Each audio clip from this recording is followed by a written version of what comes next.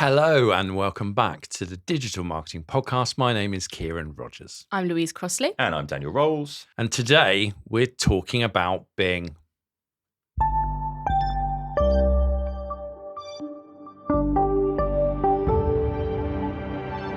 So this is a follow-on from a conversation we started to have a podcast a few episodes back. I can never remember which episode, how many ago it was, time drifts. But what we kind of were pointing out is that Bing is a bigger deal, first of all, than people realise, because it's not just Bing, it's all the other search engines that use Bing results. And where this comes from for me is that whenever I'm teaching digital marketing, I mention Bing and there'll always be two or three people that sort of smile and snigger. Whatever. Yeah, it is, right? And it's wrong. Well, let's look at the numbers, I think it's wrong. I think, yeah. 900 million searches a day versus the 8.5 billion of Google. So that is, we reckon it's about 10%, even more in some cases. Depends who you believe. If it was 10%, it would be 8.5. Yeah. Right. So it is more than that. Sorry, 850 million. Yeah, exactly. So the reality is you shouldn't overlook it, but also we kind of ignore it. And actually, there's lots of traffic there that you could be accessing that you may not be taking and leveraging and taking advantage of. 10% of Google's traffic is a big chunk of cheese, right? That is a big chunk of cheese. But not only that, like it had that the audience have some interesting biases in my experience. And actually, like there's a lot of quite old data out there that suggests, and I'm always guilty of this, I tend to think of the Bing user as much older, much longer in the tooth, and therefore more affluent. I don't think that's the case. Well, you anymore. know why we think that? Because what it is with that, less technical people, it was that your browser was set to Bing and you didn't know how to change it. Yeah. So you ended up just using Bing all the time. Yeah. That's true in some cases, but because of the anti-monopoly stuff that happened to Microsoft, they weren't anymore allowed to just default you to doing that. Yeah. What they've been very, very clever at doing now, because it used to make you have Internet Explorer, and then they got into trouble for doing that.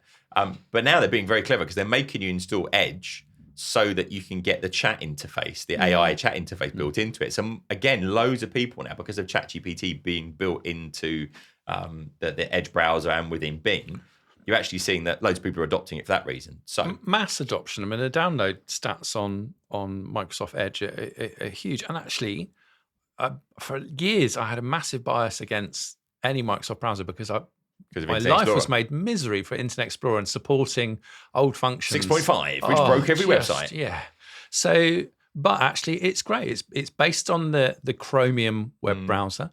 It's got a massive number of like extendable plugins, and it's fast. Like it's just good. I've actually installed it on my iPhone, and I'm loving it. Like I'm using it a lot now. Okay. And the more I use it, the more I kind of appreciate it. I think they might have a smaller audience, but their smaller audience is quite powerful, because there was a stat that said more than a third of the Bing network audience have a household income of over 100,000. So when you think of buying power, and maybe less leads but higher quality leads. Yeah, I also think that there's that higher income on average, but what's also interesting is higher technical knowledge on average. And I was like, okay, why would that be? It's because some people that are techie go, I'm fed up with Google doing X. I'm fed up with Chrome, and they go, I'm gonna kind of boycott using that Google product. Or people that are concerned about privacy and data sometimes go, well, I'm going to use one of these other kind of browsers like DuckDuckGo or something like that. Or if you're worried about the environment, you might use a Cozy app. Well, that's all Bing data, right?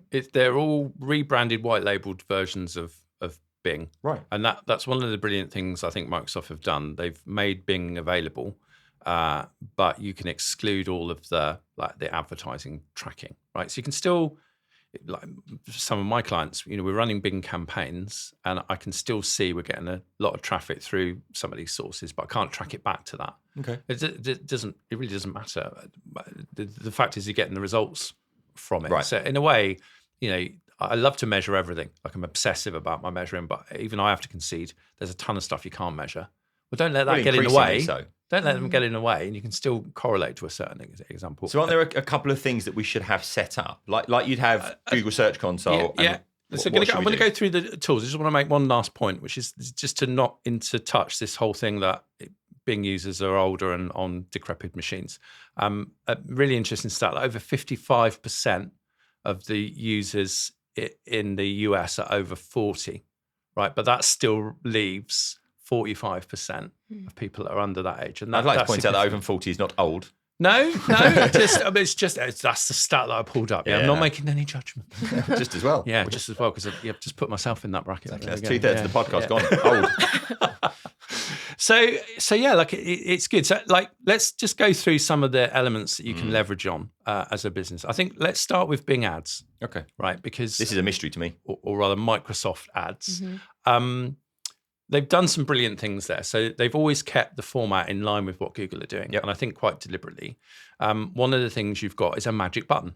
Right, so you set up a Bing ad I love the sound of this. right, and there's a magic button in there that you can click, and basically it's a wizard that will suck all of your Google Ads campaigns out of Google, all the campaign structures, all those keywords and ad groups, all that good stuff, and spew them out onto Bing. Now, typically you'll need to adjust your daily budgets because you're not going to need anywhere near that much. Right, so typically what I would suggest people, if they want to try this out, take 10% of your PPC budget, slap it on Bing. Right, and actually, the reason for having that magic button is you can get it all set up and running without too like big like a steep learning curve and like rebuilding curve, and like it just enables you to test it out.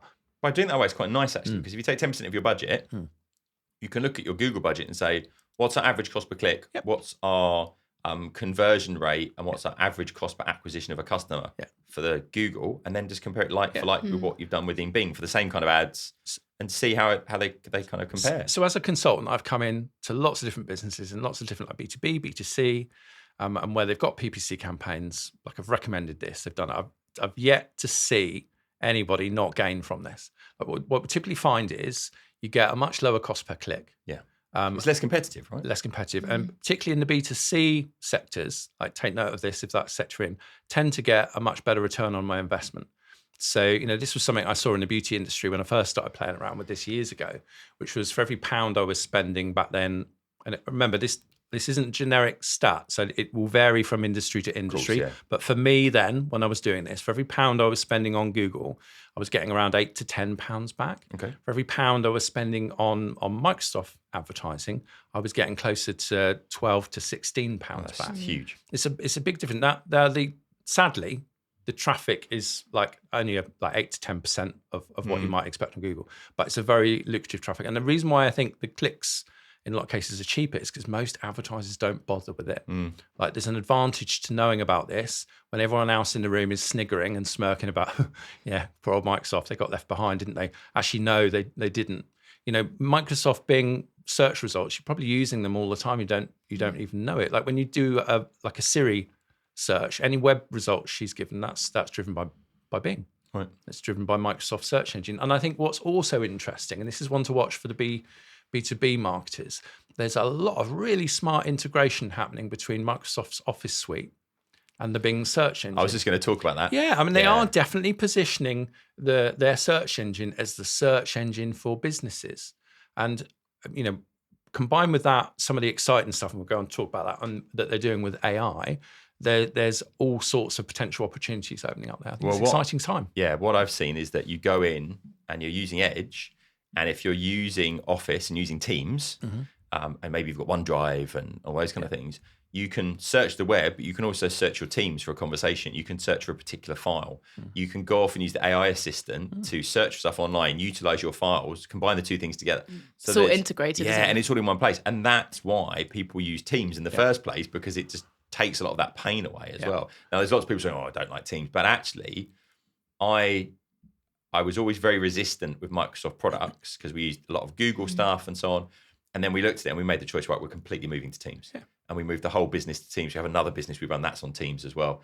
It's made life a lot easier. So actually, I think this integration is important. And I think that's going to be a big game changer for them and getting more search as well. There's one other thing I want to mention on the Bing search engine, which is because of the way Microsoft have rolled it out and because they've enabled other people to white label it and things like DuckDuckGo and Ecosia and all these other like interesting niche searching. When you add those up, that's where you get to kind of interesting user levels.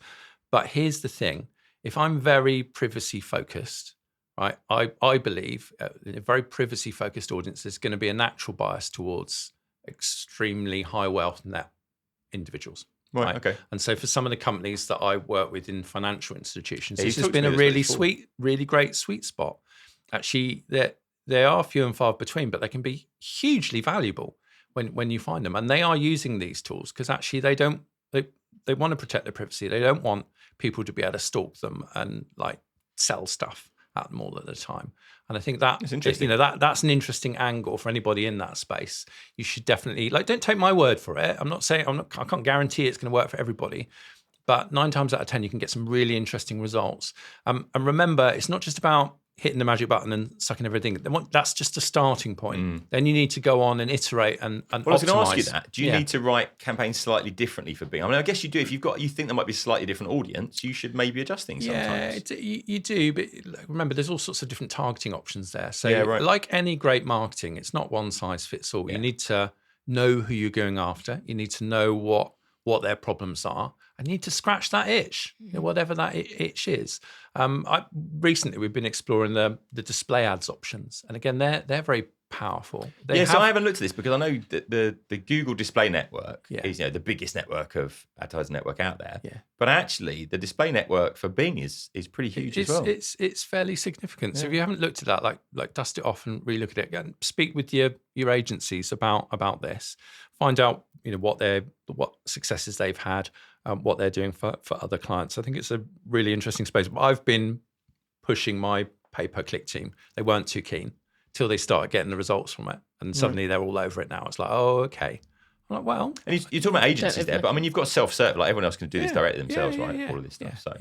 Right, talk to us about, there's two things that I'm kind of not that familiar with, which is the Bing Webmaster Tools, how that compares to Search Console maybe, and Bing Places, which is the kind of local stuff. Bing Webmaster Tools, seriously, get set up on it.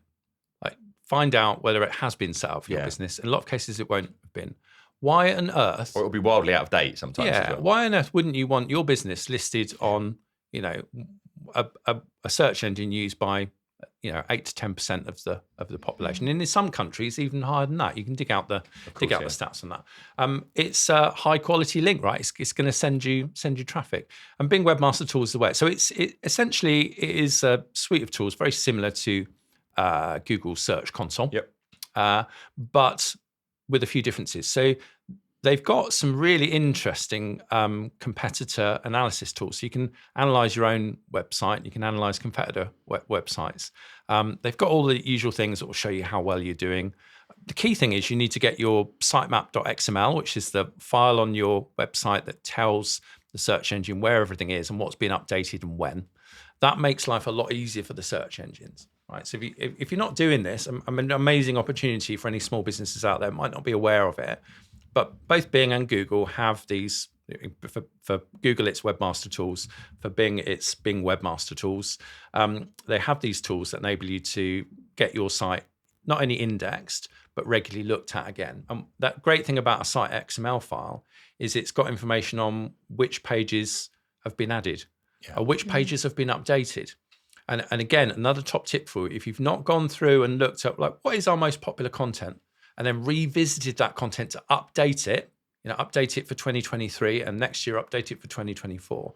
Even just the simple process of reading through, checking it, making a few amends and updating that article can be enough for it to get looked at. And that gives it freshness.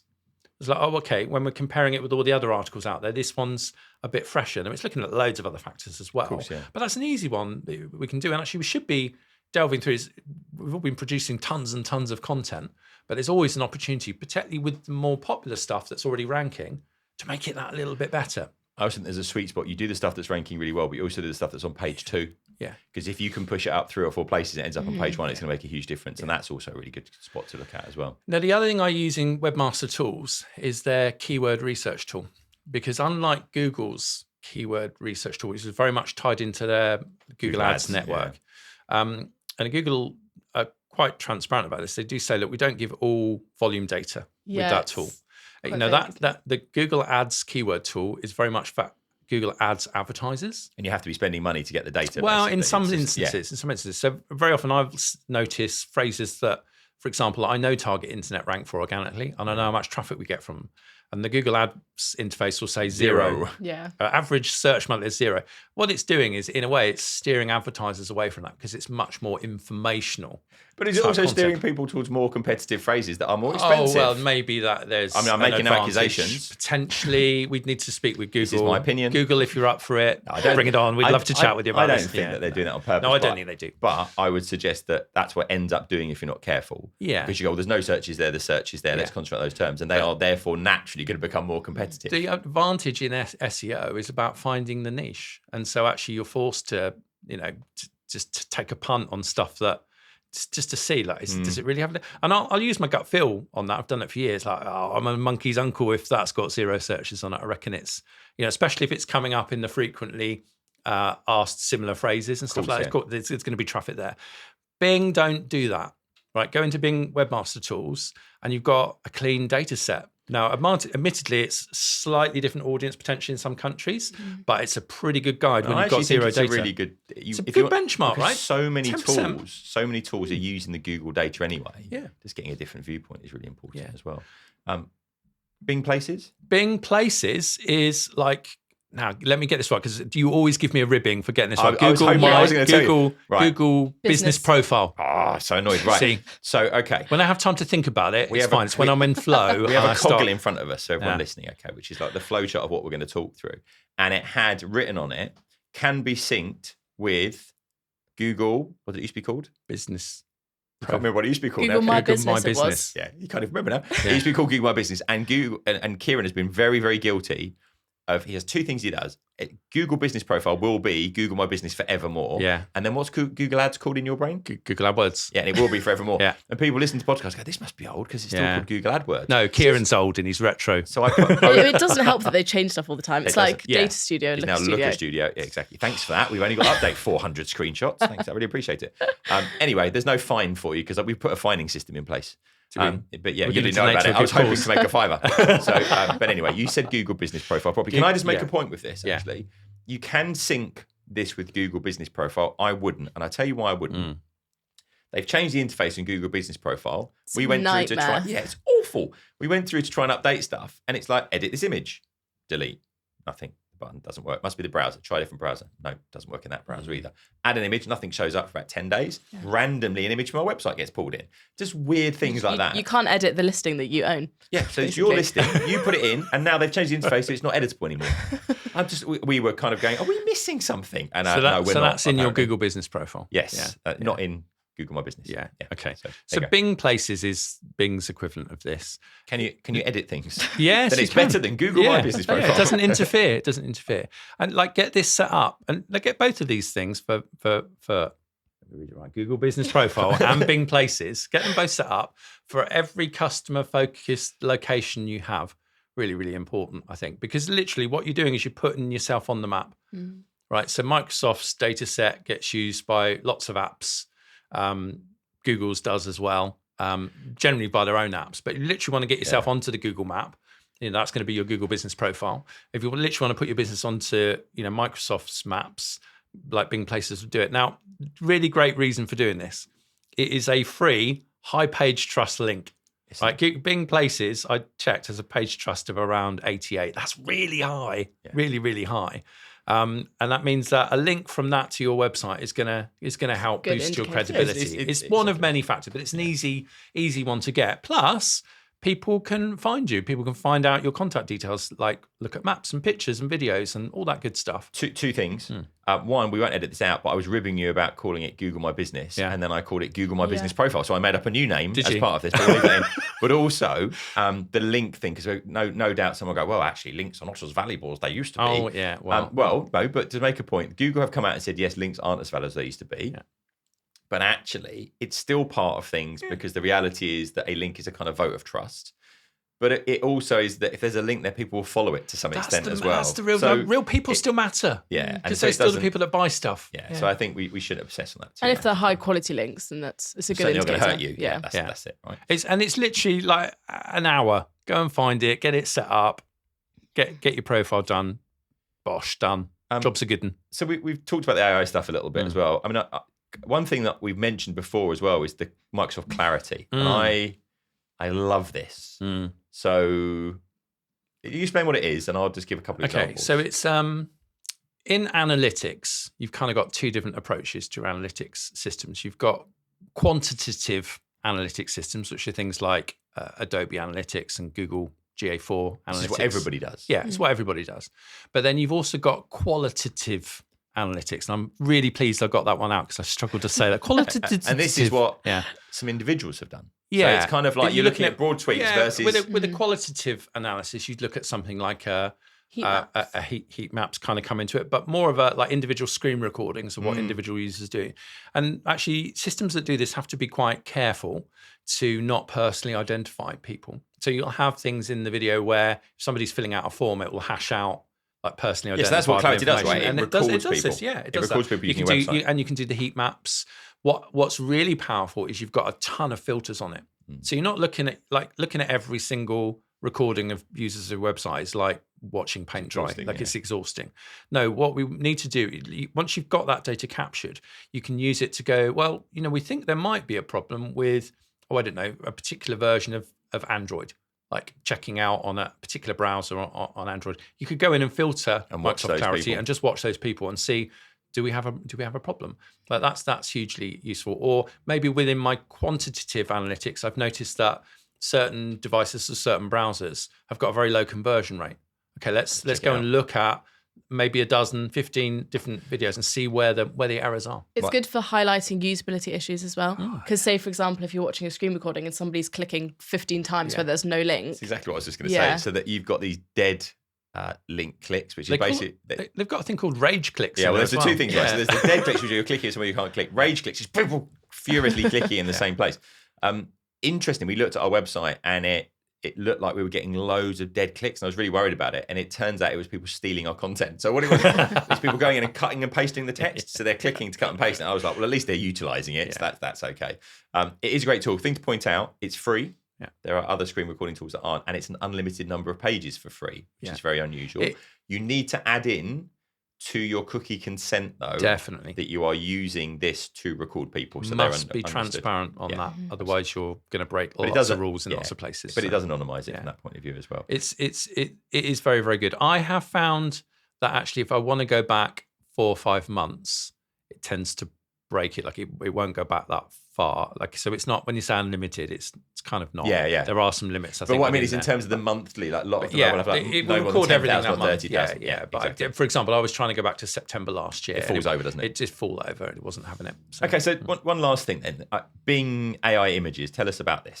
So it's using AI. It's using DALL-E, isn't it? Yeah, which is the OpenAI image DALL-E. To create images. And I think they're quite fun. Like I think one of the interesting things is they are free to use as long as you do good with them. That's kind of the. So I think it's more. I interpret that as long as you don't do bad stuff with them. Yeah. And it's about you shouldn't use them for moral purposes. You shouldn't generate fake LinkedIn profiles. And they introduced the copyright rule as well, so that you can't copyright AI generated images anymore. Yeah. But it's if you want to add some visual interest to something, actually quite a useful tool. Like, have a play around with it. I enjoyed playing with it, and I could see, I could definitely, particularly like for presentations and things, like it's quite a useful thing to say. It's getting better at faces an image as well. I'd like to juxtapose these two things to make a point, and that's the sort of way that I've used it. And it's just fun. Like I wouldn't say it's particularly amazing yet. There's some interesting stuff recently where a photographer won an international award and came clean that he'd used AI to do it, and he just wanted to expose the fact that could be done. It's caused a little bit of a ruckus within the photography world. So I think, as with all these things, lots of controversy will ensue. But I definitely check it out. Like it's a free, easy. Yeah, it's an easy way to access it, which isn't normally free. It's normally built into other tools. So we think you should be using Bing. All those things will be in the show notes as normal. targetinternet.com/podcast. If you haven't signed up to the newsletter, targetinternet.com/newsletter, we have those free monthly sessions where you can come in live, you can talk to the team and get a bit more in-depth knowledge, but they're only available to newsletter subscribers. So come along, subscribe. 3 tips, tools, or techniques, no ads, no sales ever. If you hit reply, it will come through to us and we will answer you. As ever, thank you very much for listening to the Digital Marketing Podcast, and we'll see you again next time. Please subscribe for more videos like this and visit targetinternet.com for more free digital marketing resources.